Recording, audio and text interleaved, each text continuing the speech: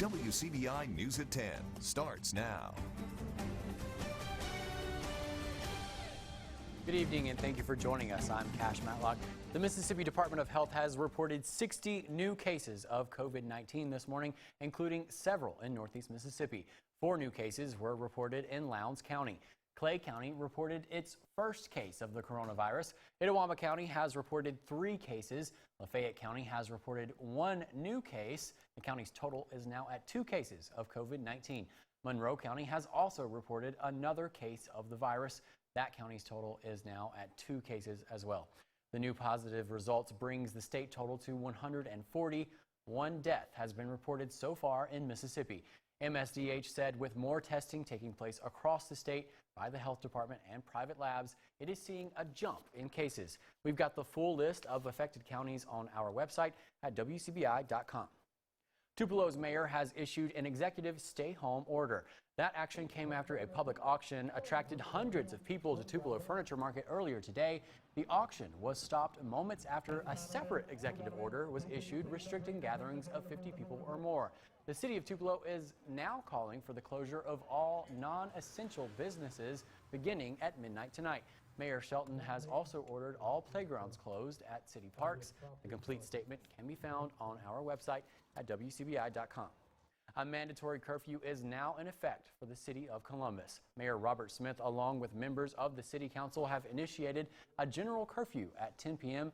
It's going to last until 6 a.m. except for essential travel by those over the age of 18. In addition to that, all restaurants within the city limits of Columbus will only be allowed to serve food using drive-through, curbside, or delivery methods. Businesses employing 10 people or more are asked to adhere to CDC guidelines as well as guidelines from the Mississippi Department of Health. Smith says orders were put into place after learning of the 4 newly confirmed coronavirus cases in Lowndes County. We found out last night and also this morning that I was informed that we had 4 cases here in Lowndes County where people had tested positive. Also, I have been in contact with several mayors across the state of Mississippi, and so what we did this morning in our special meeting is that we're concerned about the health, safety, and welfare of all of our citizens within the city of Columbus. Smith says the current order will last until further notice. Once again, for a full list of businesses affected, visit our website, WCBI.com. City of Bruce also announces a general curfew will soon go into effect. Mayor Rudy Pope says the new curfew will go into place on Monday, March 23rd from 8 p.m. until 5 a.m. That curfew also until further notice. Quiet, calm, and cool out there this evening on the Alpha Insurance Camera Network. For once, we're not seeing any rainfall. No rain across the area today except for a sprinkle or 2 in some spots, but the clouds stuck around for most of us, and we're going to get even more tonight. If you're not seeing clouds now, you're going to get some overnight.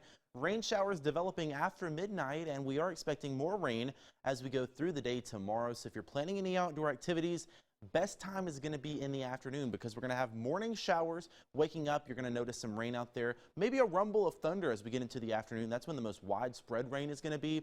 In the evening, rain starting to fizzle out, but still some showers out there. And there's even more rain, maybe some more thunderstorms in that 7-day forecast. I'll break down all the details coming up in just a little bit. Cash. Thank you, Trevor. Vice President Mike Pence says coronavirus testing is being ramped up nationwide with more than 195,000 tests administered so far. He said more than 19,000 have tested positive.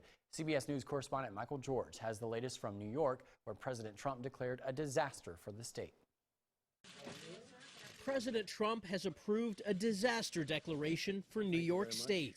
This is the first time in our nation's history that a president's used the Stafford Act to declare a major disaster in response to a public health crisis. The designation opens the way for billions of dollars in emergency federal aid to be sent to one of the states hardest hit by the coronavirus. President Trump said other parts of the country, such as California, may also receive disaster aid. New York, California, Illinois, Connecticut, and Oregon are all taking measures to restrict residents' movements outside their homes. The nation's top infectious disease expert says mitigation efforts are working, but it's hard to say how well. We know we are clearly having an effect, but we can't quantitate it for you accurately now. On Capitol Hill, senators are spending the weekend trying to finalize details of a $1 trillion economic stimulation package. The bipartisan bill includes relief for small businesses, loans to impacted industries, and direct cash payments to individuals based on income and family size. Joanne Imwali is a nurse at a hospital near Sacramento. She goes into the rooms of patients who have infectious diseases, such as the coronavirus. We're coming in and taking care of patients that have something that's infectious that we could actually get and potentially die from.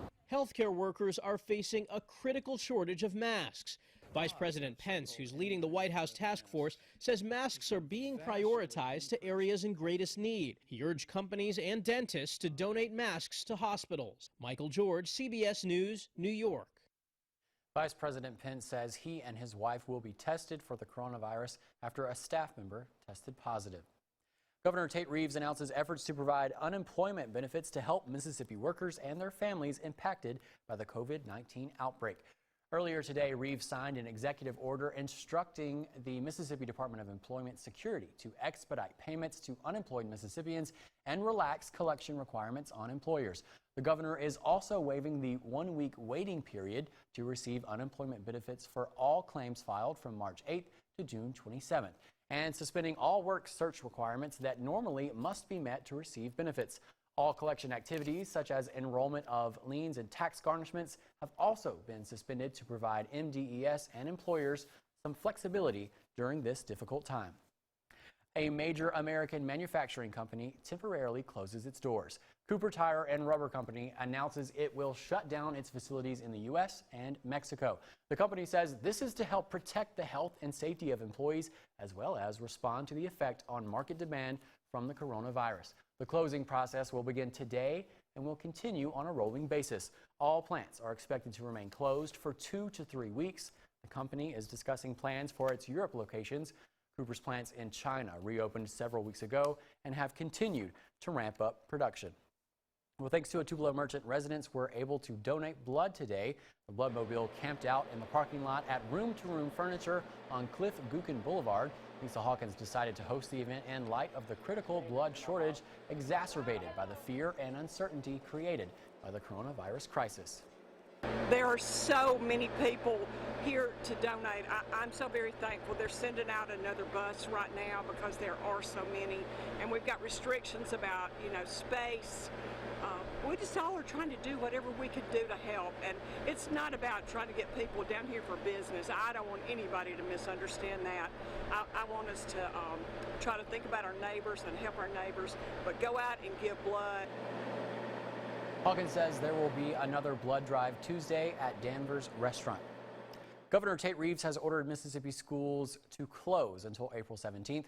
For some students, they depend on schools for daily meals. That's why many schools are coming together to ensure that families have meals until class is back in session. Our DeAndrea Turner is in Oxford and has more on the story. Prepping sandwiches, putting together to-go lunches, and making sure everyone gets fed. The seats at the cafeteria at Oxford Middle School may be empty, but the kitchen isn't. It feels great to help, parents that can't afford to give their children breakfast or lunch or just need a meal, period. So, and then we've got to get cafeteria workers, or lunch ladies, as they are sometimes called, like Sydney McGlown, gets to work at 6 a.m. and doesn't leave until 2:30 in the afternoon. We have to do what we got to do to feed the kids. Oxford School District has 6 locations set up around the community for kids and their parents to grab a lunch. Superintendent Brian Harvey says this is an opportunity to extend their summer meals program. We've got students who are out of school. We were already had the staffing available to do it, and we saw this just as a natural extension of where we are with this virus. The first day, they gave away more than 700 meals. He believes as the word gets out that they will be able to help more families. We hear from the community about, hey, we can take advantage. We're looking at, do we have these locations in the right spot? Do we need to move them around? Do we need to add? And our staff is ready to do whatever's necessary. What's necessary to keep the community together. That's our job. We love it, and I'm glad to be here to do it. Packing one meal at a time. OSD will provide free meals on weekdays from 9 a.m. to 12 p.m. for all children under the age of 18. Adults can also purchase meals for $2 at these locations. You've ordered food through a drive-thru, but have you ever ordered a dog? We'll explain this story after the break. Stay with us. News at 10 p.m. with Cash Matlock. Back, everyone. The Tupelo Lee Humane Society has come up with a clever way to allow residents to foster pets at their shelter without having to get out of their cars. WCBI's Chad Groening has all the details. The new facility on Cliff Lucan Boulevard was bustling with activity as area residents took advantage of the drive-through fostering program. The Tupelo Lee Humane Society, like everyone else, is having to cope with the fear and uncertainty brought on by the coronavirus crisis. Obviously, we are restricting all of our public operations, as far as people walking through the facility and things of that sort, in order to keep our communities safe and also our employees here that are safe as well. So we decided to do a foster drive-through. And, what's so great about this is that, people can kind of pull up. They don't even have to get out of their vehicle. There's a brief questionnaire and some counseling that we do with them. And then we set them up with a pet that's actually going to be suitable for their lifestyle for the next 30 days. But Allred says they encourage foster families to consider permanent adoption if possible. The reason that we're doing this is so that these animals are in a home, and that way we're not so overwhelmed here. But definitely, if anybody that takes home a foster pet, decides after 30 days that they've been missing something in their life, and maybe it's a sweet little four-legged creature that they've taken home, by far, if anybody can't keep that pet, we're already working over here inside the building, making sure that we're marketing that baby for adoption. If it's available for transport and it qualifies, we're definitely going to continue to try to push them out into homes. But the foster does have first choice, and it's a wonderful experience for them to have. Stacy Morgan of Tupelo thought it was a good time to foster a pet. This is my first time fostering a dog. I'm at home. I have a lot of time at home, especially with the coronavirus and everybody is inside. And I thought, I need to do something. I need to do my part.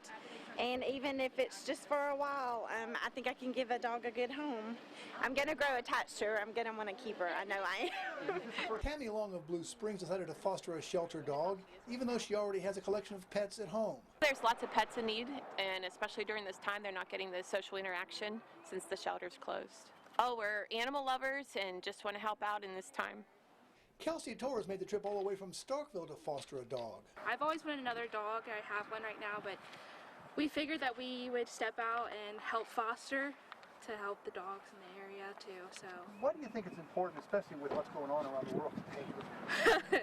Well, with everything shutting down, I feel like it's important to come out here and either adopt or foster, so that way these dogs have a home to go to in case the city's going to be quarantined or something like that, so that way they do have a loving family to be there with. Chad Groening, WCBI News, Tupelo. The Tupelo Lee Humane Society says they have no reason to believe that there is any risk to anyone who fosters or adopts one of their pets. Some very cute pets there. I think I'm going to be on my way up to Tupelo to pick up a dog here after this. I really need a pet, especially staying inside as much as we're having to. Tomorrow's going to be a good day to stay inside and practice that social distancing. Lots of rain through the day, even more rain, maybe some thunderstorms Monday and Tuesday. We'll talk about what that means for you coming up right after this. AccuWeather forecast with meteorologist Trevor Burchett.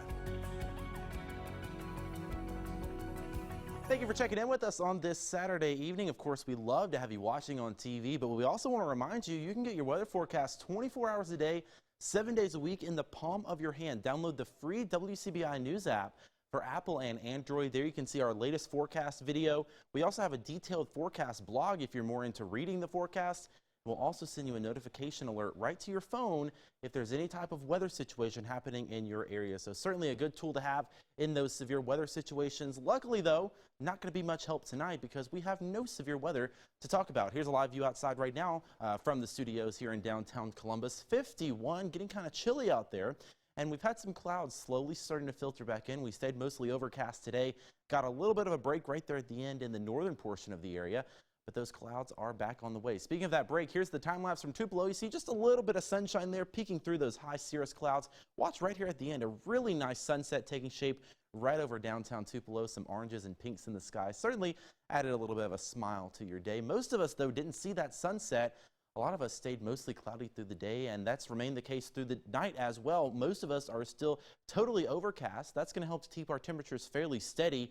I don't think we fall much more down from where we are right now. That means our temperatures tonight only going to be in the upper 40s to right around 50. Notice, though, clouds continue to filter in overnight tonight, and by early Sunday morning, this is 4 a.m., notice down to the south, we've got some of that rain already coming in from Jackson and central Mississippi, and that's going to lead us right in through the day on Sunday. Lots of rain expected through the day tomorrow. So 61 for our high, off and on rain showers. Best chance for that steady rain is going to be around lunchtime, right into the early afternoon. Can't rule out a little bit of thunder. I think a lot of it's just going to be some light to moderate, maybe heavy pockets of rainfall. Here that is on Futurecast 9 a.m. Notice some heavier rain setting up back to our south and west. I don't think we see any severe weather activity with this. Maybe a quick rumble of thunder and some gusty winds, especially where you see these oranges and yellows indicating some areas of heavier rain. So that was lunchtime. You see the heaviest rain coming through then.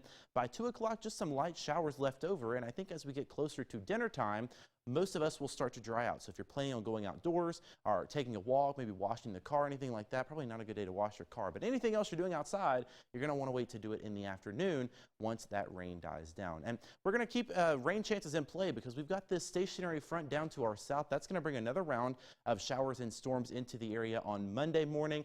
Most of Monday hopefully will be dry, but that morning waking up out the door is definitely going to be wet, maybe some rumbles of thunder there. Another storm system coming in on Tuesday, and the way this is set up right now, it looks like we might be in a position where we could have to deal with some strong storms right here between the warm front and the cold front.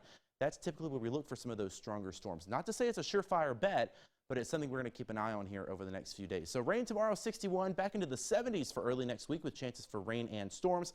We get a break on Wednesday. That's going to be your day to get outside and enjoy the weather. More showers for the end of the week with highs back in the 80s. A food pantry in Nettleton is stepping up to help fulfill needs throughout the community. More on this story when we come back.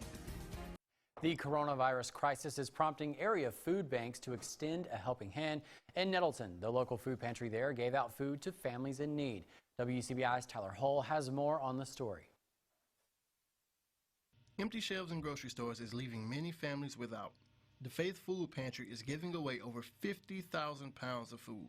They are making sure families stay ready during these trying times. We're giving food to people. We'll probably give out close to food to 800 families. For some families, the virus has hit them hard financially, and Long said that is where the pantry comes in to help. We give out every month, every third Saturday of every month, and it's always important, but it's particularly important to them because a lot of people have lost their jobs. We're getting a lot of people in that were doing fine last week. Now they don't have a job, they don't have food. We're able to give them food. Long said that even though some of their regular volunteers couldn't show, they still had a great turnout. It's great. A lot of our regulars weren't able to come. A lot of them are old and they have health problems, or they have a spouse with health problems, so they weren't able to come. And people just turned out. Reporting in Nettleton, Tyler Hull, WCBI News. A local church has also stepped up to help those in need. More on this story after the break. Stay with us. Welcome back, everyone. Imagine waking up one day and not having anything to eat. And on top of that, a pandemic happening across the world. Our Savannah Gato has more on a special food drive. The Community Benefit Committee held a grocery drive-through at State Line Baptist Church Saturday morning. We are sharing the love of Jesus with people through a medium of food. The Bible teaches us, a person said, I was hungry and you gave me meat. So we want to be honoring our Lord Jesus Christ by sharing food. People in the community that are in need of food have waited in line to get grocery bags full of canned goods and other items that are needed during this time. Items in the bags have a variety of foods from cereal and eggs to potatoes and fruit. We've reached many as 375 to 400 families, roughly in the 3 counties, around 1,000 people. All of this has been able to happen because of one special donor. We do this through the Mississippi Food Network, which is our sponsor. We buy the food from them at a low cost, and then we distribute it to whoever qualifies. The church gives food away every third Saturday. It means a whole lot to us. I mean, this is something that God has put on us to do. So we're here to help the community. You know, we want for whoever needs it to come get it. Even though this is a tough time, the church is looking up. It's an encouragement. We're here to encourage people. There's a lot of negative around, but when they come here, they get positive reinforcement. We're just happy to share the love of Jesus. Reporting in Columbus, Savannah Gato, WCBI News. Okay, Trevor, you can finally relax a little bit because a new website has been designed to help with the toilet paper crisis. The site reports its average user has 500% more toilet paper than they actually need during quarantine. Just visit howmuchtoiletpaper.com. You can enter how many rolls of toilet paper you have and how often you use the bathroom to figure out how long your rolls will last. So that's pretty Goodness. good. Yeah, I mean, that's just what everybody needed right in the middle of exactly this. what you needed, I'll I tell you think. this, I have a regular amount of toilet paper. I probably won't be using that website, but it's always good to have a little laugh. I think so too. Well, thank you guys for joining us tonight. We'll see you back here tomorrow.